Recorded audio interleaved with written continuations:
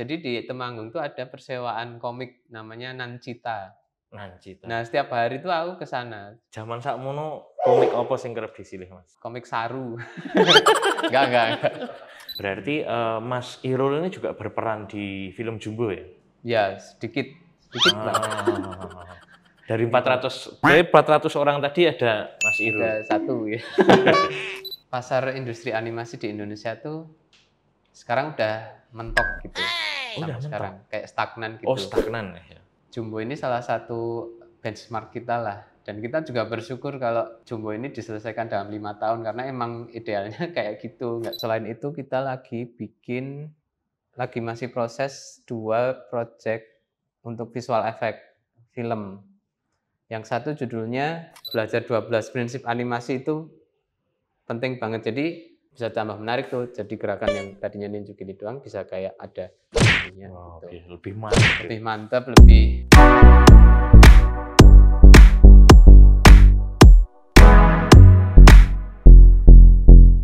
Selamat datang di Chit Chat, sebuah podcast obrolan santai yang narasumbernya nggak main-main. Kali ini kita kedatangan seorang animator hebat ya. Animator yang sudah tinggal di Jogja. Dia udah ngerjain berbagai macam pekerjaan, udah sampai masuk ke layar lebar, udah collab sama musisi luar juga.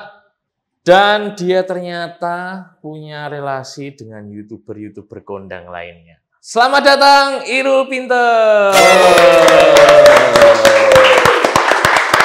Halo semuanya. Gimana Mas Irul? Sehat? Sehat, alhamdulillah. Masih sering lembur-lembur? Kalau mepet deadline aja. Lah ini habis mepet gak? Habis sebulan di Jakarta lah. Wah, keren. Baru aja balik khusus buat Chit Chat. Wis. Nah, mungkin perkenalan nih. Siapa sebenarnya Irul Pinter itu dan kenapa memakai imbuhan kata pinter? Halo, aku Irul. Teman-temanku pada manggilku Irul Pinter karena aku Facebooknya nggak bisa diganti namanya waktu itu. Jadi udah terlanjur Irul Pinter kan pas masa-masa SMA pengen nama-nama aneh lah, ya wis lah. Tapi sekarang udah harus ganti nama asli, ya udah nama asli. Nama aslinya? Arif Hoirul Alim. Berarti besok kalau mau nyari namanya Arif Hoirul Alim. Di kredit gitulah. Wih, di kredit dicari ya, siapa tahu nanti ada. Ya, aku dari Temanggung asalnya. Aslinya Temanggung? Ya, aslinya Temanggung, terus kuliah di Jogja. Terus sekarang betah di Jogja? Betah di Jogja. Cerita lengkapnya mungkin dari sampai terdampar di Jogja itu gara-gara kuliah? Lulus SMA tuh pengen kuliah masuk jurusannya kalau nggak animasi ya di kafe gitu. Oke. Terus aku daftarnya ke macam-macam tuh ITB, terus Semarang juga, terus Jogja. Pokoknya nggak keterima lah beberapa gitu. Termasuk isi Jogja aku juga nggak keterima waktu itu. Oke. Kan pengen antara di kafe atau animasi. Ya. Berarti waktu sekolah SMA itu tuh berarti memang udah di jurusan yang sesuai juga? Oh enggak. Malah SMA aku SMA negeri biasa, IPA PS bahasa gitu. Cuma karena ya aku seneng gambar dulu, bikin komik juga kan. Jadinya tontonanku juga tontonan Minggu Pagi animasi, kartun-kartun gitu. Jadinya pengennya ke arah yang gambar-gambar lah. Nah, antara DKV atau animasi. Ya udah, yang aku pilih akhirnya yang animasi aja. Terus ya udah daftar di Amikom tuh. Berarti memang kenapa kok pengen jadi animator itu karena memang dulu yang sering ditonton, yang sering dinikmati itu ya karya-karya animasi. Ya, betul. Tapi malah lebih banyaknya tuh aku baca komik, bukan nonton animasi dulu. Berarti baca komiknya dulu? Jadi di Temanggung tuh ada persewaan komik namanya Nancita. Nancita. Nah, setiap hari tuh aku ke sana. Pulang sekolah mesti ke sana, sisain Rp500 terus pinjem 2 komik gitu. Jadi dia harus dibalikin sehari gitu loh. Makanya nggak bisa lama-lama kan pinjemnya. Ya udah aku setiap hari ke sana terus. Zaman sakmono komik apa sing kerep disilih, Mas? Komik Saru. Enggak. Komik sing paling tak suka tuh Dulu judulnya Kung Fu Komang. Kung Fu Komang, wah ini jan Ya. kocak banget sih. Ya, Kung Fu Komang, dan itu bukan komik Jepang ya, itu komik Korea. Komik Kung Fu Korea. Komang tuh emang ekspektasi pertamanya kayak Kung Fu Boy kan, yang silat-silat. Ternyata enggak, ternyata kacau lah pokoknya komiknya. Kalau mungkin animasi apa sih yang paling menginspirasi Mas Irul dalam membuat animasi? Aku enggak tonton animasi itu jarang banget, tapi ada satu sutradara animasi yang aku suka. Jadi namanya Masaki Yuasa.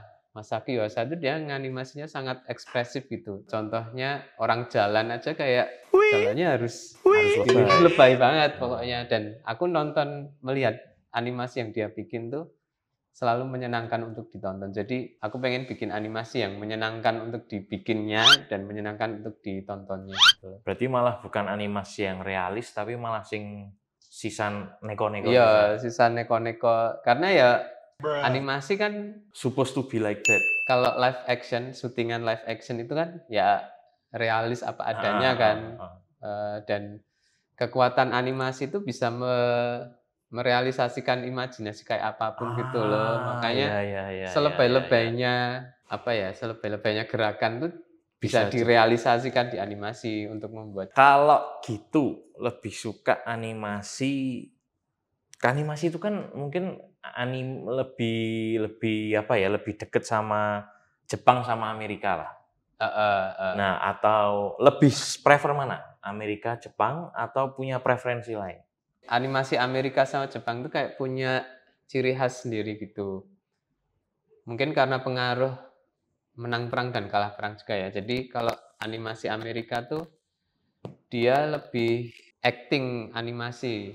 Gerakannya tuh diperhatikan banget. 12 prinsip animasi kalau belajar animasi ada 12 prinsip animasi itu semuanya dipakai untuk acting animasinya, gerakan animasinya kayak apa gitu. Jepang tuh salah satu yang animasinya tuh kayak terbatas gitu loh. Contoh dulu tuh Astro Boy itu yang bikin Osamu Tezuka kan. Dia juga yang sutradara animasinya. Dia nganimasikannya tuh kayak diakalin gitu. Contoh Astro Boy terbang ya udah bikin dia pose gini aja. Terus kayak api yang di kakinya itu yang bikin terbang itu digerakin looping aja, tinggal di motion digeser doang gitu loh. Nah banyak yang diakalin gitu-gitu, jadinya yang dimanfaatin tuh bener-bener banyak hal, jadinya stylized banget gitu loh kalau di anime di Jepang. Bahkan sampai sekarang ya kayak shot-shot orang animasi action Sakuga gitu kan, ada sering lihat ya animasi 2 orang bertarung gitu, terus backgroundnya kayak muter gitu, tapi kakinya kan nggak kelihatan kalau napak tanah kan. Pernah nggak perhatiin gitu? Nah itu soalnya kalau kita ngambil kakinya napak tanah itu bakal dia nggak harus pasti kayak melayang harus gitu loh. Gitu ya makanya kayak diakalin gitu, banyak hal yang diakalin, tapi hasilnya jadi maksimal, dan frame rate-nya pun enggak, standarnya itu 24 frame per second, 24 gambar per detik. Kalau Amerika itu bisa dibikin full tuh 24, tapi kalau Jepang dibikinnya ontus namanya. Jadi setiap satu gambar dipakai untuk 2 frame. Nah, aku lebih prefer mana?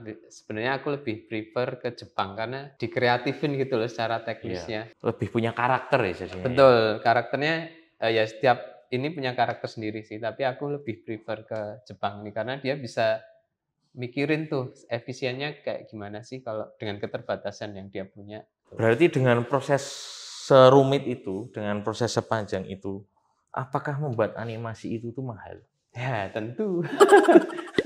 Udah mahal kan, lama lagi. Lebih lama? Lebih lama, jadi kalau dibandingin dibandingin film ya, film panjang misal film panjang tuh mungkin bisa 3 bulan, 6 bulan gitu selesai lah film dari pra sampai pos. Tapi kalau animasi ya dengan durasi yang sama 90 menit misal ya, dengan durasi yang sama. Kalau animasi itu bisa sampai 3 sampai 5 tahun untuk bisa menyelesaikan animasi itu, karena banyak lah, semuanya dibikin lah. Kalau live shot kan kayak cari lokasi di mana, oh ini ya udah font-nya udah ada gitu kan di kafe gitu. Soalnya animasi semuanya create baru ya. Betul, semuanya dibikin dan dibikin pun nggak asal-asalan di tengah minta, umpamanya aku minta ini ada kursi dong, nggak bisa gitu di tengah-tengah. Harus di awal tuh harus didesain dulu semuanya. Kursinya seperti apa? Ya betul. Oh. Karakternya harus kayak apa, ini lokasinya di mana, pohonnya kayak apa, itu harus di-create di awal dulu. Jadi pas dibikin di produksi, semuanya udah siap tinggal dibikin gitu loh. Dan tinggal dibikin pun juga lama juga. Harus butuh berapa orang. Kayak contoh animasi Jumbo aja. Dari wawancara Rian sama Visinema itu kan dia bilang 5 tahun, sekitar 5 tahun pengerjaan. Untuk durasi berapa ya? 90 menitan lebih kalau nggak salah. Ya itu. Dan kreatornya yang bikin itu ada 400 orang. Udah 400 orang kan. Wow. 5 tahun lagi. Berarti lama kan? Untuk secara manpower pun sebenarnya hampir sama kayak bikin film apa namanya? Film live action juga ya? Apa lebih banyak? Kayaknya lebih banyak deh. Lebih banyak. Di waktu pengerjaannya sih bener-bener emang lama dan harus runut gitu. Ya kayak tadi ya, kalau misalnya emang mau ada kursi, ya itu emang harus dipikirin dari awal. Ya, dan editingnya pun harus dari awal mikirnya. Harus dari awal bener-bener dipikirin gitu loh. Dan itu bisa setahun sendiri tuh mikirnya. Berarti udah harus fix. Produksi. Ya walaupun nggak 100% fix ya, kadang bisa ditukar-tukar juga nanti di akhir enaknya gimana. Cuma acuannya tuh harus jelas tuh di situ, di awal tuh. Oke. Namanya animatic. Nah, Mas, dengan tadi ya, Mas ya, kita ngomongin soal, tadi kan bikin animasi itu kan ternyata waktunya panjang, orangnya pun juga banyak. Kalau dihitung secara budgeting, lebih mahal mana antara bikin film atau bikin animasi? Dengan durasi yang sama misalnya. Ya udah jelas animasi. Jelas banget animasi. Kalau live shot tuh kayaknya 90 menit bisa kurang dari 10 miliar gitu bisa deh. Tapi kalau ini ya, contohnya animasi Jumbo ya yang mau rilis besok pas lebaran nih ya. Itu tuh klaimnya itu menghabiskan sekitar hampir 50 miliar untuk 5 tahun. Nah kalau live shot ya kurang dari 10 lah, bahkan bisa kurang dari 5 miliar. Dan kalau dibandingkan dengan waktu pembuatannya dan waktu baliknya, ya lebih cepat film live shot kan. Pertaruhannya itu beda gitu loh. Iya. Lama dan mahal sama waktu pengerjaan yang pendek dan lebih murah gitu kan. Makanya di Indonesia animasi itu belum jadi hal yang seksi untuk diinvest gitu loh, karena ya dilihat dari perbandingan itu aja, daripada aku lama-lama laku juga belum tentu kan, sama-sama ya film sama animasi, film live shot sama animasi sama-sama bertaruh gitu loh, sama-sama belum tentu laku juga, tapi lebih mending mana gitu kan. Secara budget ya mending tadi ya. Ya cuma emang kekuatan di animasi secara bisnis tuh di IP-nya bisa panjang lah secara umur gitu, jadi long lasting gitu. Kayak contohnya kayak Mickey Mouse aja kan udah dari dulu sampai sekarang, sebelum kita lahir kan Mickey Mouse udah ada, dan sampai sekarang kita tahu Mickey Mouse kayak apa. Tapi kenapa kalau maksudnya walaupun kan biayanya kan mahal ya, tapi kenapa di luar negeri itu tuh bisa lebih berkembang? Ya karena secara bisnis modelnya mereka udah dapet lah cara dapat duitnya gimana gitu-gitu, mereka udah ngerti caranya. Sedangkan di Indonesia sendiri lebih tepatnya belum ada yang terbukti laku, benar-benar laku gitu. Jadi agak aneh ya. Berarti mungkin dari film Jumbo ini juga bisa menjadi apa ya, harapan. Sebagai benchmark kualitas animasi itu di Indonesia itu kayak apa, harus standarnya gitu loh. Oke, mungkin berarti bisa diceritain ke teman-teman juga nih. Berarti Mas Irul ini juga berperan di film Jumbo ya? Ya, sedikit lah. Dari 400 orang tadi ada Mas Irul. Ada satu ya. Besok dicari ya, yang pada nonton bisa dicari namanya Mas Irul tadi, ya, ketemu atau enggak aja. gitu ya. Kan aku punya studio namanya Tampar Production kan. Wow. Itu selain bikin animasi kita bikin visual effect. Kalau di Jumbo itu kita terlibat di visual effect-nya bukan di animasi. Oh, di visual effect-nya. Ya. Kalau visual effect di film animasi itu sama kayak di film gitu, misalkan nonjol keluar apinya gitu-gitu. Beda secara workflow ya. Jadi kalau live shot, visual effect live shot tuh disuting dulu, terus ditambahin di akhir nanti setelah ada peak clock namanya. Udah pokoknya shotnya panjangnya segini gitu.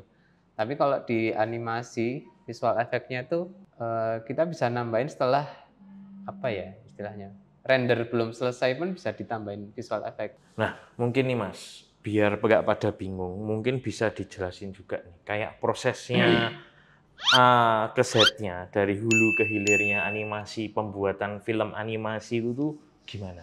Itu dimulai dari apa dulu? Ceritanya harus ada dulu, kalau enggak ya kita enggak tahu kan harus bikin apa ngawang banget.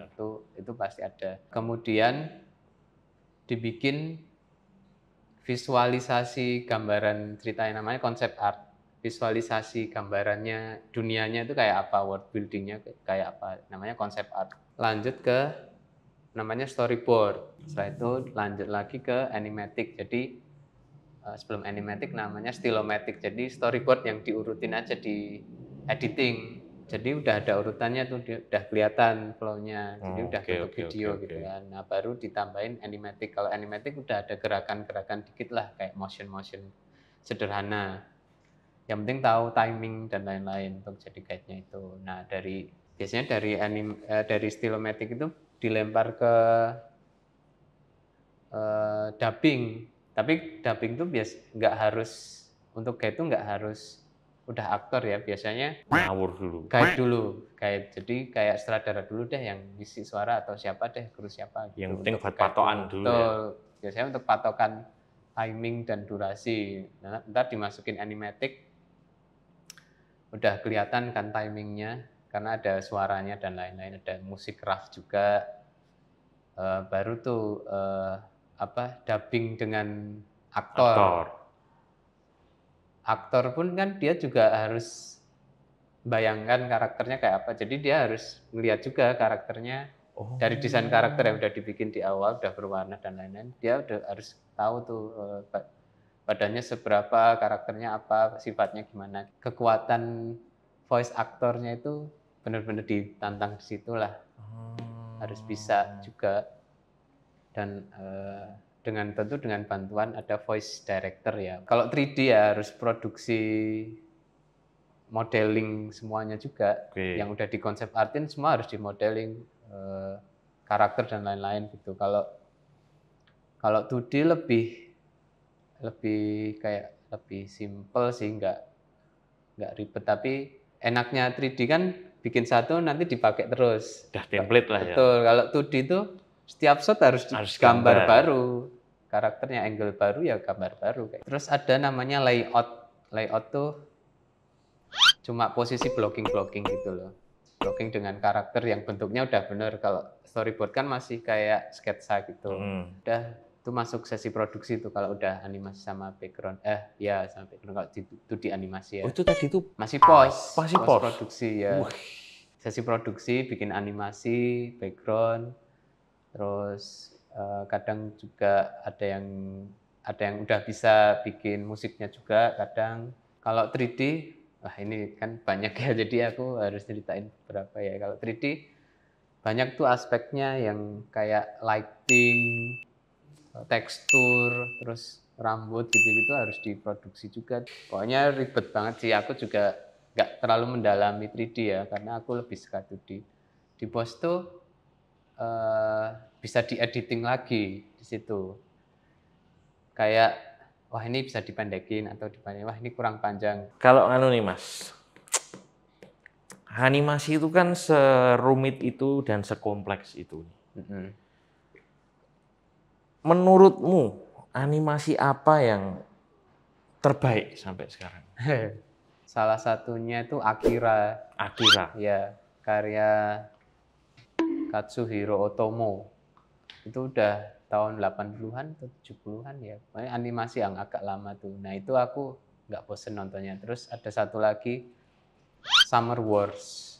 Summer Wars. Ya, itu aku juga nggak bosen nontonnya. Selalu menarik untuk ditonton ulang sih. Yang membuat kamu suka itu tuh apakah di story-nya atau di animatingnya?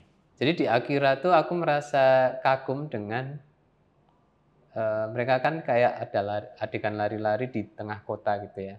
Dan tengah kotanya tuh lagi ada demo gitu loh, Ya, demo ya. antar tentara sama warga sipil gitu, ada tank, ada apa, dan itu ramai banget kan, dan pasti ada kayak gitunya yang sebenarnya itu cuma background gitu loh, bukan adegan utamanya, tapi kita ngerasa kalau ada kehidupan di dunianya itu loh, di dunia animasinya ini nggak cuma tokoh yang diliatin doang. Menarik di Akira tuh. Kalau di Summer Wars tuh lebih ke cerita sih, aku lebih suka ke cerita. Animasinya juga bagus karena itu kan banyak monster-monsternya ya, untuk creature-creaturenya itu ya aku menarik aja udah gitu gabungin 3D, 2D dengan oke gitu. Aku suka sih. BTW ini kaosnya ini ada Tampar Production. Ya, betul. Dijelaskan lebih lanjut tadi kan udah di-spill dikit, mungkin Tampar Production itu tuh di bidang apa, terus mungkin perannya Mas Irul di sana itu sebagai apa? Tampar Production tuh aku bikin sama teman-teman tuh pas kuliah. Jadi pas 2000 berapa ya? 2012, 2013 lah. Udah lama banget. Itu sebenarnya mau bikin fanmade Gundala, pengen bikin Gundala gitu. Live shot, bukan animasi. Awalnya mah live shot. Ya, live shot. Terus nggak selesai-selesai lah sampai sekarang. Filenya ada tapi udah males lah. Lanjut lagi, aku magang ke Jakarta. Terus aku dapat kerjaannya yang butuh banyak orang tuh. Terus aku pakai aja namanya Tampar Production. 2017 aku bikin animasi sama teman-teman kantor pas aku in-house, bukan Tampar Production ya. Aku in-house di sebuah studi animasi. Bikin namanya animasi Go Aksi yang ikut lomba Go Video 2017 tuh. Wow. Nah, itu pakai namanya Tampar Production aja sekalian gitu. Nah, terus dapat kerjaan animasi, visual effect dan lain-lain. Ya udah aku bikin Tampar Production. Sulit gak sih Mas bikin studio animasi sendiri tuh? Sulit. Apa tuh sulitnya? Sulitnya tuh harus mikirin orang yang bikin di step selanjutnya, nggak cuma dibikin di awal doang. Jadi seperti storyboard. Nah, storyboard tuh juga harus jelas tuh, nggak boleh sembarangan dibikin karena nanti animator misal atau layout artis nggak perlu bolak-balik tanya gitu loh. Nah, itu workflow-nya itu yang harus dibikin, yang sulitnya di situ sih. Biar orang kerja dengan efisien sesuai dengan job desk-nya gitu. Kalau ini Mas, tadi kan Mas Irul juga udah cerita soal pasar animasi di Indonesia. Nah, mungkin apa sih yang perlu dilakukan supaya pasar animasi di Indonesia itu tuh berkembang gitu? Pasar industri animasi di Indonesia tuh sekarang udah mentok gitu. Sampai sekarang kayak stagnan gitu. Oh, stagnan ya. Project-nya tuh berputarnya cuma iklan atau apa ya, kayak konten-konten gitu. Udah gitu, itu doang. Jadinya SDM tuh kayak nggak terserap gitu loh. Karena udah stagnan. Project-nya cuma itu doang. Jumbo ini salah satu benchmark kita lah. Dan kita juga bersyukur kalau Jumbo ini diselesaikan dalam 5 tahun. Karena emang idealnya kayak gitu. Nggak bisa cepet-cepet gitu. Kalau cepet-cepet ya hasilnya nggak akan kayak Jumbo ini. Pasti lebih di bawahnya lah. Menurutku untuk bisa memutar industri animasi di Indonesia, step selanjutnya setelah Jumbo ini sebagai benchmark, mending bikin animasi dari IP yang udah ada aja. Menurutku itu yang sementara yang paling cepet ya, karena kalau dari nol kan struggle-nya gimana ya, kita industrinya belum berputar dengan baik, tapi mau nyoba dari nol tuh kayak agak jauh lah. Iya. Kalau aku referensinya kan karena anime Jepang, jadinya stepnya tuh bikin komik, komiknya populer, komiknya dianimasikan gitu kan. Nah, menurutku kita niru itu aja dulu sih. Komik-komik Indonesia tuh kayak Wanara yang aku tahu ya, Wanara, terus Hatinamo, gitu-gitulah, entah dari webtoon, entah dari cetak, itu sih. Kalau IP-nya populer di animasi, ntar kan bakal melebar tuh yang bisa dihidupin banyak orang. Tapi gini Mas, kalau misalkan tadi proses pembuatan Jumbo itu tuh kan butuh 5 tahun. Kalau misalkan nih kamu juga punya IP animasi sendiri, pembuatannya butuh waktu 5 tahun, kira-kira kapan kamu harus mulai ngerilis proyekmu itu, Mas? Menurutku tergantung kuat-kuatan di budgetnya sih. Misal kalau independen gitu kan, kalau belum nggak ada duit misalnya, ya udah kita harus woro-woro dari awal kalau kita mau bikin ini, karena Oh, buat untuk narik perhatian kan, pendanaan. untuk nyari Ya, ya, ya, pendanaan. ya. Kalau ada pendanaannya kuat, ya efisiennya kan ya marketing belakangan aja kalau mau rilis gitu. Tinggal kuat-kuatan aja. Kalau punya budget lebih ya udah dari awal di ini juga nggak apa-apa. Kayaknya kalau tadi kamu nyebut Wanara ya Mas ya. Ada apakah dengan Wanara itu? Jadi Tampar Production tuh lagi berusaha untuk menganimasikan dari komik. Nah, komiknya ini adalah judulnya Wanara. Ini udah komik agak lama sih, 2013-2014-an lah, karya Sweta Kartika. Kenapa kita tertarik menganimasikan Wanara ini? Pertama, Wanara itu aku merasa ini kayak komik yang Indonesia banget, tapi cara penceritaannya kayak komik Jepang gitu. Tapi ini Indonesia banget, bukan Jepang. Aku merasa ini lokal banget lah, kayak gang-gang atau pagar-pagar gapura di komiknya ini benar-benar aku bisa lihat keluar rumah, aku lihat juga tuh Ya, situ ya, gitu. lebih relate ya. Ya, lebih relate, dan aku merasa itu harusnya kita kalau bikin karya itu ya yang selokal mungkin gitu loh. Bukan menjurus ke setting luar negeri ya. Setuju. Ya aku zaman dulu pernah merasakan juga sih ya. Aku bikin komik gitu. Komik aku mau settingnya di depan rumah. Aku bayanginnya langsung setting depan rumahnya Nobita. Nobita. Benar. Tapi mungkin kan susahnya kita dulu dapatnya visualnya kayak gitu terus ya. Kalau kita mikir sebagai orang Jepang kan dia bikin karya karena depan rumah gangnya kayak gitu kan. Oh iya Paham juga ya. nggak? Jadi harusnya kita juga bisa gitu juga loh. Menurut kita menarik Iya juga ya. melihat mereka karena ya mereka bikinnya menarik aja karyanya. Ya kita harusnya kelokalan kita juga bisa juga dong dibikin keren. Nah, menurutku Wanara itu bisa membuat keren gang depan rumah kita gitu loh. Dulu aku mikirnya kayak masa di depan rumah sih susah gambarnya gitu kan. Gang Nobita gampang digambar, cuma gini kotak gitu kan. Dan aku merasa nggak keren juga, kayak nggak keren gitu, masa depan rumah situ gitu kalau aku zaman dulu ya. Tapi ternyata Wanara itu bisa bikin keren gitu. Apalagi ada hal lokal lain kayak angkringan tuh ada di situ, dan dia nggak takut memasukkan itu gitu loh.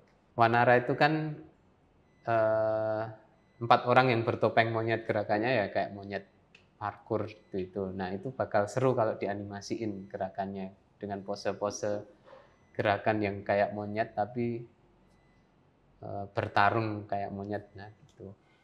Itu sih, apalagi ya world building-nya menurutku menarik juga, di mana setting waktunya tuh setelah masa kejayaan superhero.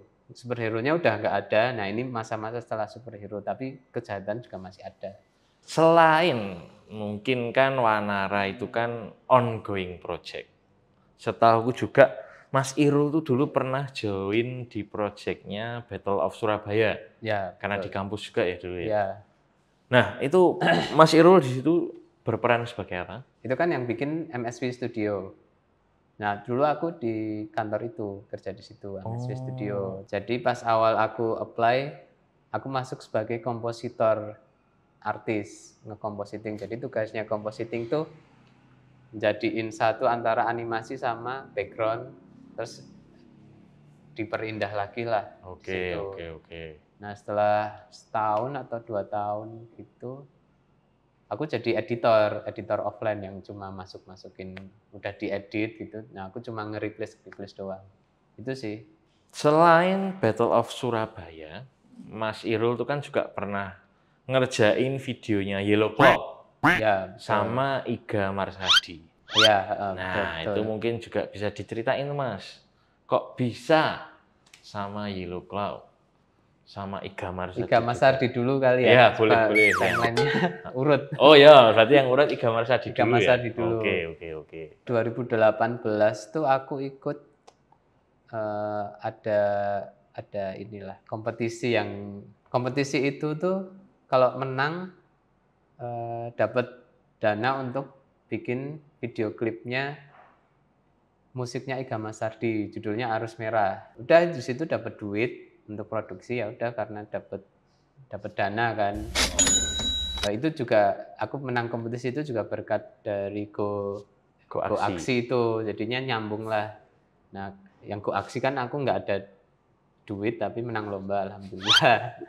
Nah, yang ini udah ada duit. Nah, aku pengen bikin animasi yang aku suka lah, apa ya, action kan. Terus aku kenal beberapa animator yang bisa action. Ada temenku juga nyari animatornya itu berkat ini, ada challenge namanya Ramadan Animasi itu. Nah, ada wah jago-jago nih, udah aku ajak-ajakin. Nah, udah dengan bayaran segitu mereka mau, ya udah aku akhirnya bikin itu animasinya, video klipnya Iga Marsadi itu. Tapi itu kamu tetap approval sama Mas Iga Marsadi? Jadi musiknya udah jadi.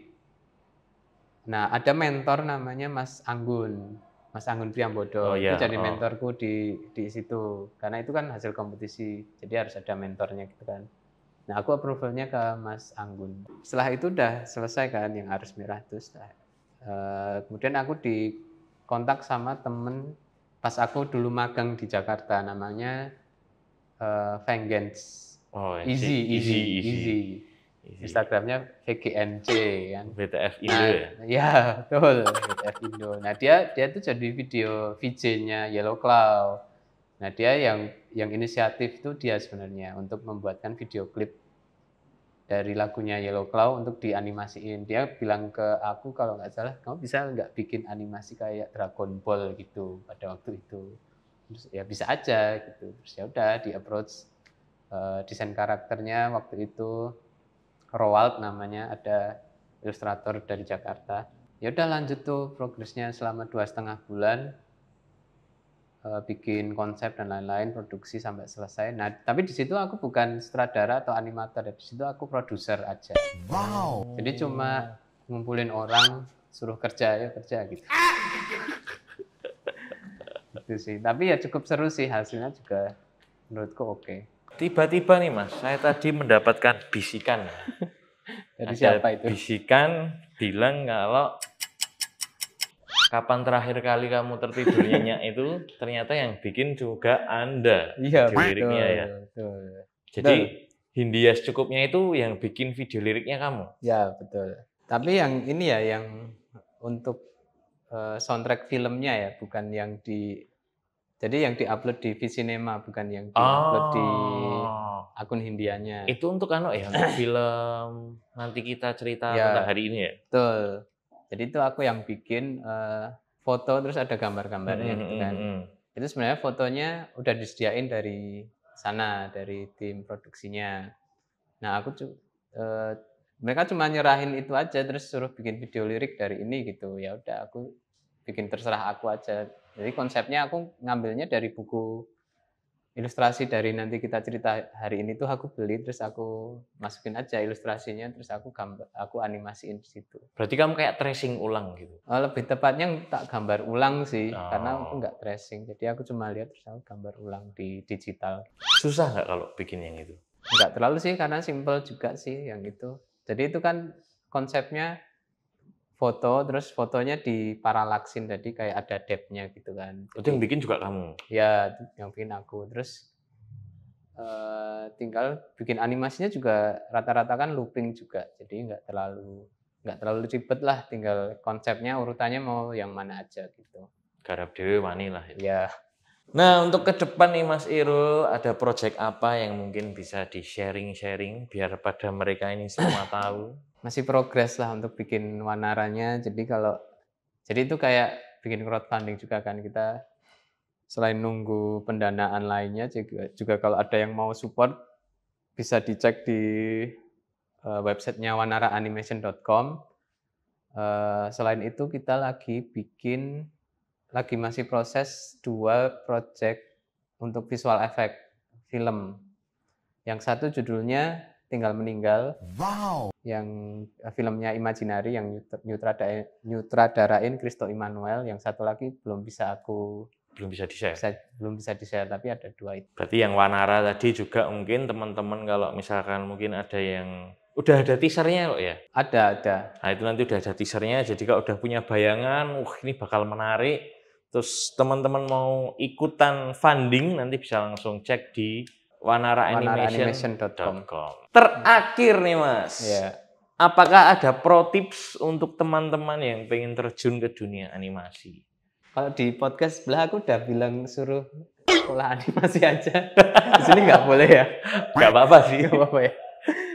Berarti apa ya? Kita harus sekolah animasi ya, supaya lebih terasah. Ya, soalnya aku udah lewat, jadi aku apa ya yang harus dipelajari untuk. Tapi berarti emang dulu kamu di kelas animasi itu emang mendapat banyak? Enggak juga.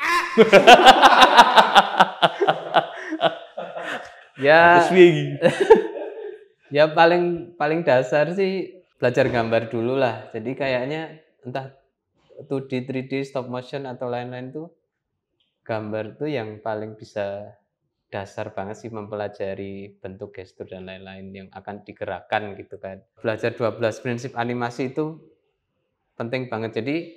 Jadi ada yang salah soal 12 prinsip animasi ya menurutku. Jadi 12 prinsip animasi itu bukan cara bikin animasi, tapi cara membuat animasi itu menarik untuk dilihat. Bukan cuma animasi. Kalau animasi itu gampang aja, simpel aja, cuma key pose A ke key pose B itu tinggal ditambahin aja kan, kayak ninja kan ya cuma gini sama gini. Ini udah animasi kan. Tapi kalau tambahin 12 prinsip animasi kayak exaggeration, anticipation dan lain-lain tuh bisa tambah menarik tuh. Jadi gerakan yang tadinya ninja gini doang bisa kayak ada ininya gitu. Lebih mantap, lebih ya kerasa kalau itu keras, kerasa itu lebay dan lain-lain gitu sih. Berarti itu ya teman-teman ya, pro tipsnya adalah sekolah animasi ya. Terus yang kedua, pelajari 12 prinsip dasar animasi, silahkan di googling. Iya. Ya, dan yang ketiga, follow Tampar Production. Iya betul. Oke, sekian ya Mas Irul. Oh ya, ada satu lagi. Oh ya, apa lagi? Jadi aku sama teman-teman tuh bikin challenge namanya Ramadanimasi. Oke, ada challenge nih. Ya, jadi setiap bulan Ramadan kan kadang banyak waktu luangnya. Terus kita bikin kayak satu tema untuk 1 minggu. Bikin animasi terserah, mau gambarnya nggak berwarna, mau masih sketsa dan lain-lain, terserah. Nanti dibikin video kompilasinya, dipilih 5 terbaik, dapat reward juga. Jadi kalau ada yang tertarik untuk ngisi waktu luang dengan itu nanti jadi video kompilasi, silahkan follow Ramadanimasi di Instagram. Oh, tapi ada IG-nya sendiri? Ada. Ramadanimasi. Ya, itu berarti setiap Ramadan pasti ada ya? Pasti ada. Ini udah ke-7 atau ke-8. Ke-7? Iya. Oke, berarti mungkin kalau ini sudah selesai diedit, bisa dicek untuk yang ke-7. Kalau enggak ya besok lihat yang ke-8. Boleh. Ya. Nanti ada reward menarik dan itu sekalian belajar juga ya. Siapa tahu juga nanti kalau gambar animasimu oke, bisa dikontak sama Mas Irul. Betul. Cukup Mas Irul? Cukup semuanya ya. Terima kasih Mas Irul sudah datang ke Cicet. Sama-sama. Terima kasih sudah main, terima kasih sudah memberikan insight-insight menarik mengenai dunia animasi. Ya. Jangan lupa subscribe, jangan lupa follow Tampar Production. Jangan lupa juga tunggu episode-episode selanjutnya. Sampai jumpa.